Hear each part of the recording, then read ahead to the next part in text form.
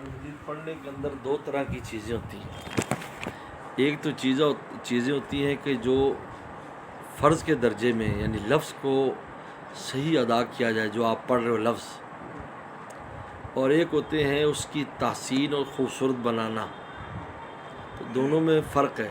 خوبصورت بنانے میں تو اگر گنجائش ہے، لیکن لفظ ہی اتنا غلط پڑھ رہا ہے کہ اس کا معنی تبدیل ہو جائے تو اس کی اجازت نہیں ہے. یہ تو اس لیے کم از کم قریب صحیح پڑھنا چاہیے. تجوید کے قواعد نہیں تو کوئی بات نہیں، لیکن تجوید میں بھی دو طرح کے قواعد ہیں. اب ایک آدمی زیادہ مدہ نہیں کھینچتا، کوئی بات نہیں، غنہ نہیں کرتا، کوئی بات نہیں، لیکن لفظ بدل دیتا ہے. ہا کو ہا بنا رہا ہے، ہا کو ہا بنا رہا ہے، تو یہ ہے.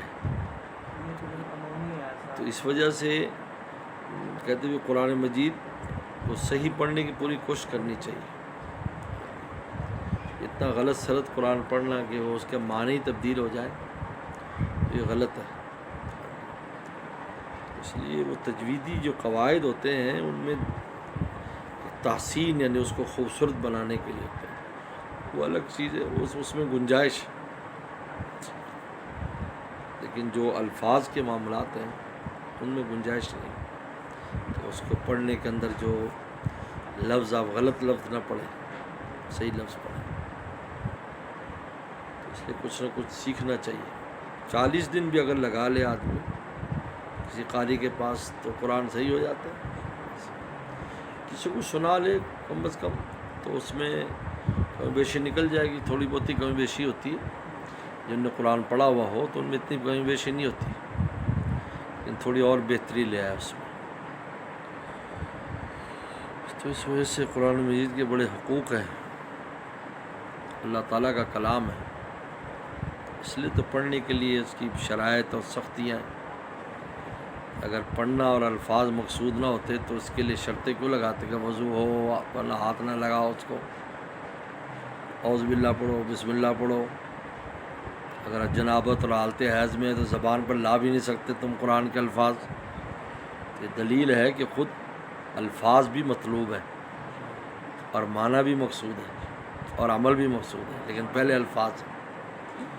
یتلو علیہم آیاتی، ہمارا محبوب تلاوت کرتا ہے، تو تلاوت کے آداب، تلاوت کی شرائط، یہ خود دلیل اس بات کی کہ تلاوت بھی خود مقصود ہے. معنی آئے نہ آئے، لیکن پہلے تو یہ ہے، پہلا مرحلہ اس کا پڑھنا ہے، صحیح پڑھیں، اس کے بعد پھر سمجھنا ہے، پھر عمل ہے، جو بھی ہے. اس لیے بہت عجیب، یہ تو اللہ تعالیٰ کا فضل ہے کہ ہمیں ایسی کتاب دے دی. گھر گھر میں کتاب پہنچ گئی، گھر گھر میں ہمیں قرآن مجید تک پہنچنا مشکل نہیں. اور کوئی کسی درجے میں کوئی وسوسہ نہیں بھی، بابل نگر کا قرآن اور ہوگا، لاہور کا اور ہوگا، سب ایک ہے. دنیا میں کہیں بھی چھپے گا، کہیں ہوگا، سب ایک ہے، کوئی زیر و زبر کا فرق نہیں. کہیں بھی نسخہ آتا جائے گا تو وہی قرآن ہے، تو پڑھو. تو بہت بڑی نعمت ہے یہ جو اللہ نے ہمیں ایسے دیے. تو آگے جا کر اس کا مقام جب کھلے گا تو آدمی کہیں گے یار قرآن ہی پڑھتا رہتا الوقت. اس لیے قرآن سے عشق کرو، معمولی تعلق کام نہیں آئے گا، عشق ہونا چاہیے. عشق، عاشق ہو قرآن کا. تو عاشق ہوتا ہے تو پھر کیا ہوتا ہے، جو ٹائم ملتا ہے معشوق کے پاس جاتا ہے، یعنی قرآن کوشش کرتا ہے کچھ دیر ٹائم مل جائے، کچھ تلاوت ہو جائے، اللہ سے باتیں ہو جائیں. قرآن پڑھنا اللہ سے باتیں کرنا ہے، اللہ کو بات سنانا ہے. اس لیے یہ عجیب، بہت بڑی عجیب نعمت اللہ نے عطا فرمائی. غور کیا جائے تو حیران ہوتا آدمی. ورنہ اللہ تعالیٰ کے الفاظ ہم بندے ادا کر سکیں، ان کے کلام کو، اللہ کی وحی کی تو اتنی عظمت ہے کہ قرآن کہتا ہے کہ جب فرشتوں پر وحی آتی ہے بے ہوش ہو کر گر پڑتے ہیں، سننے کا تحمل نہیں. قالوا ماذا قال آنفا قال الحق، کیا کہا اللہ نے، کہا حق بات کہی. دل میں بات پھر آ جاتی ہے ان کے بھی، یہ کرنا ہے تم نے. وہی الہی کا اتنا بوجھ، اتنا دبدبہ ہے. ہمیں اتنی آسانی کر دی، پڑھ بھی آسانی سے رہے، سن بھی آسانی سے رہے، ورنہ بے ہوش ہو کر گرتے۔ سورہ فاتحہ میں اب سارے مقتدی لملیٹ ہوئے ہیں کا بوجھ اتنا پڑھنے والے کے لیے بھی مشکل ہو جاتا ہے۔ لیکن اللہ تعالیٰ نے ہم انسانوں کے لیے ہمیں بنایا ایسا ہے، ہمارا جو میٹیریل ہے وہ ایسا ہے کہ ہم تحمل کر لیتے ہیں۔ ہمیں اللہ کی ہر طرح کی تجلی کے تحمل کی صلاحیت ہے انسان میں، کسی میں نہیں، ہم میں ہر طرح کی تجلی، ہر طرح کی تجلی ہم برداشت کر لیتے ہیں، ہر طرح کا نور۔ موسیٰ علیہ السلام پر تجلی آئی، پہاڑ پھٹ گیا، خرّ موسیٰ صاعقہ، آپ بے ہوش ہو گئے لیکن دنیا سے نہیں گزرے، تحمل کر گئے، تجلی برداشت کر گئے، بے ہوش ہو گئے۔ خرّ موسیٰ صاعقہ، قرآن نے کہا بے ہوش ہو گیا موسیٰ علیہ السلام، لیکن موت واقع نہیں ہوئی کہ اس کی وجہ سے موت آ جاتی، لیکن پہاڑ پھٹ گئے، او ہو ایسے ایسے گری اور یوں ہو گیا، نیچے تک چلا گیا، اس کی دراڑ نیچے تک چلی۔ یہ تو تجلی یعنی تھی، لیکن جو کلام اللہ کی تجلی وہ تو بہت اونچی تجلی، کلام اللہ تجلی تو بہت اونچی ہے، کلام ہے اللہ کا۔ یہ اسلام کیسے لے کر آتے تھے، کیسے آگے وسلم اس کو لیتے تھے۔ انا سنلقی علیک قولا ثقیلا، قول ثقیل ہم ڈالیں گے آپ پر، قول ثقیل، انا سنلقی علیک قولا ثقیلا، ہمارے لیے کتنی آسانی کرتے ہیں، کیونکہ ہمارے اندر صلاحیت ایسی رکھی ہے، زبان ایسی ہے، کان ایسے ہیں، دل ایسا ہے، آنکھ ایسی ہے جو الفاظ قرآن کو دیکھ رہی ہے۔ انسانوں میں خاص مٹیریل ہے انسان کا، ان میں تحمل کر لیتا ہے ان چیزوں کا،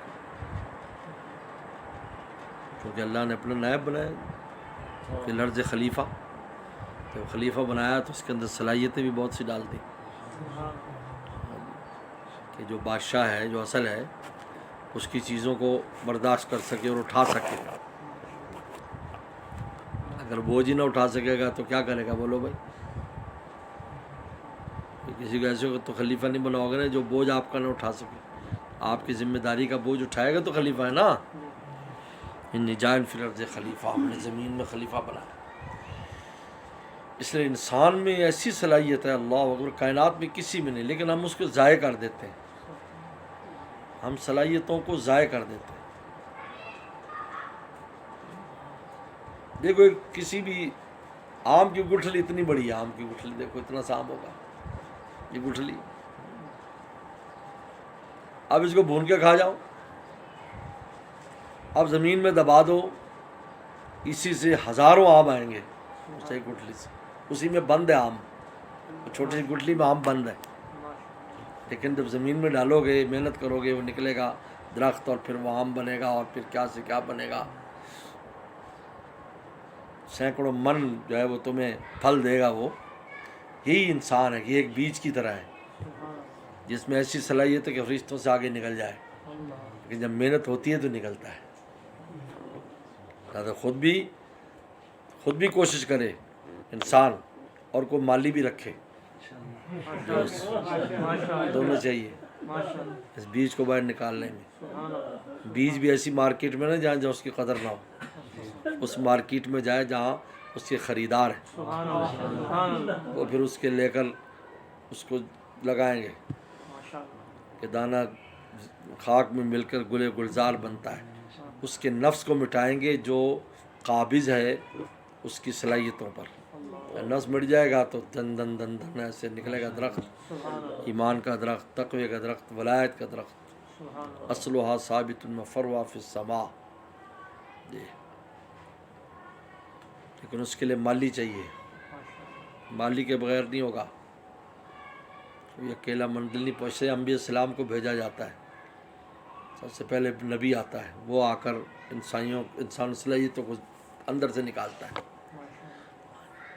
اللہ حضرت عمر رضی اللہ تو خود فرماتے ہیں مجھے تو اونٹ بھی صحیح چلانے نہیں آتے تھے، آج لاکھوں مربع میل پر میں حکومت کر رہا ہوں. لوگ کہتے ہیں عمر ایسی حکومت کر رہا ہے، ایسی کر رہا ہے. کہتا مجھے تو اونٹ چلانے نہیں آتے تھے. میرا ابا ہمیشہ ڈانٹ ڈپٹ کرتا تھا مجھے کہ تجھے اونٹ چلانے نہیں آتے، سب کے اونٹ کھا پی کے آتے، تیرا بھوکے آتے. بکریاں چلانے نہیں آتی تھی، لیکن رسول اللہ نے جو اندر عمر کے اندر شان فاروقی تھی ظاہر کر دی. کیا آج تک ان کے نام کا ایک روب دبدبا نام ہے پورے عالم میں. یہی حالات ہیں. جب کسی مالی کے ہاتھ میں لگتا ہے وہ پھر اس کے اندر سے جس طرح بیج کے اندر سے ظاہر کرتا ہے نا، چھوٹا سا بیج لگا اس میں کیا ہے ہومیو، اس میں بہت بند ہے. ایک نہیں ہے، ہزاروں ہیں. ایک دانہ ڈالتے ہو 700 بالیاں، 700 دانے آ جاتے ہیں بالیوں پر. ہر بالی میں 100 دانے ہوتے ہیں اور دانہ ایک ہے. لیکن ایسے تو نہیں آئے گا نا، بھون لو گے تھوڑی آئے گا. بھولنے کا مطلب انسان اپنی صلاحیت ضائع کر دے، گناہوں کی کثرت کی وجہ سے، بد عملیوں کی وجہ سے، بد اعتقادیوں کی وجہ سے صلاحیت جل جائے. جس طرح دانہ بھن گیا، اب مالی بھی کچھ نہیں کر سکتا. قرآن نے کہا انذرتم لم تنذرهم لا یؤمنون. اللہ کے نبی آپ ڈرائیں یا نہ ڈرائیں ایمان نہیں لائیں گے. صلاحیتیں ختم ہو چکی ہیں. ختم اللہ علی قلوبہم، اللہ نے مورے لگا دی. لیکن اگر صلاحیت ہو تو آدھا بیج بھی ہم نے دیکھا کہ آدھا بیج، آدھا کیڑا کھا جا، آدھا ہو، اس میں سے پودا نکل آتا ہے. تو بہرحال